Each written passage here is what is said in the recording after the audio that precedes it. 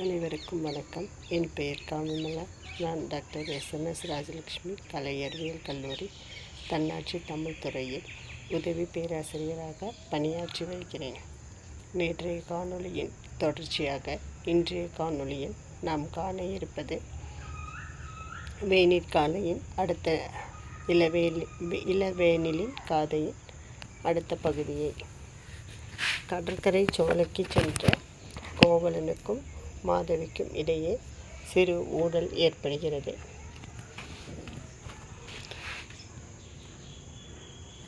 கடற்கரை சோலையில் கோவலனும் மாதவியும் கடல் விளையாட்டை பார்த்து கொண்டிருக்கின்றனர்.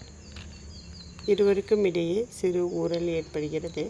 இதனால் கோவலன் மாதவியை விட்டு பிரிந்து சென்று விடுகிறான். ஆகவே மாதவி தனியே தன் மாளிகை போய் சேர்கிறாள்.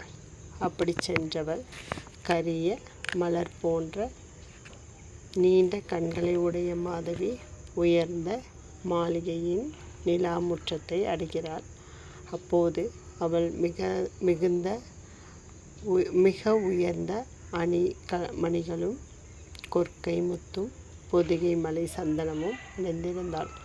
மார்பில் குங்கும குழம்பினை அழகாக பூசியிருந்தாள்.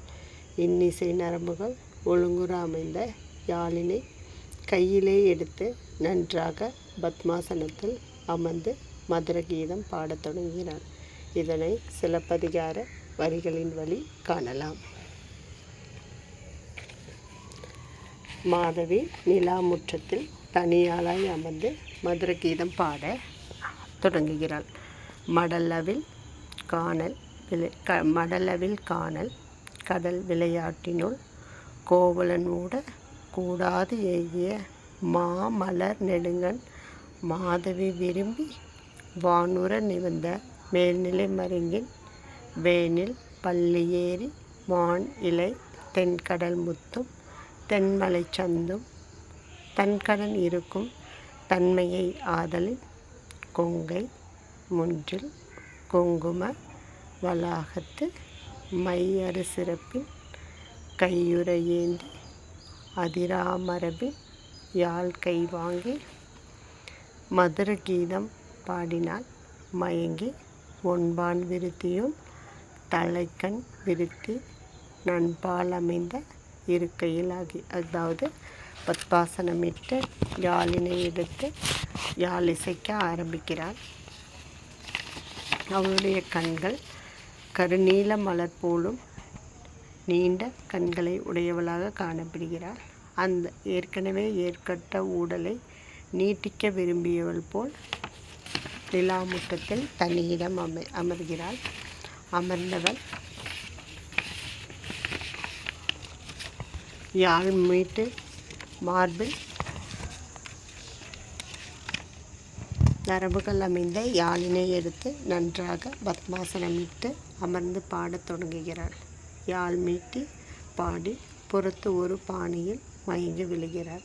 அதாவது யாழ் மீட்டி பாடத் தொடங்கிய மாதவி யாழினை தனது வலக்கையை மடித்து யாழின் கோட்டிலும் இடக்கையின் 4 விரல்களையும் யாழின் மாடகத்தின் மீது பொருத்தி சுதி கூட்டி இன்னிசையை கெடுக்கும் செம்பகை வல்லோசை தரும் மார்பு சிதறி ஒலிக்கும் மார்பு குறையொலி தரும் கூடம் ஆகிய 4 பெரும் குறைகள் வாசிப்பின் போது வந்துவிடாது இருக்க அவற்றை தவிர்க்கும் வழியறிந்து யாழினை இசைக்க ஆரம்பிக்கிறாள்.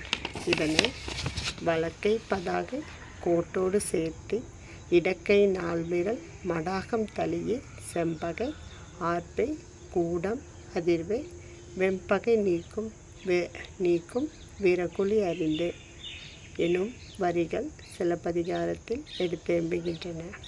பிழையா மரபின் ஏழ் கோவையை உலை முதல் கைக்கிளை இருவாய் கட்டி இணை கிளை பகை நட்பு என்று இந்நான்கின் இசை புனர் நிலை எய்த நோக்கி குரல்வாய் இழிவாய் கேட்டனள் அன்றியும்.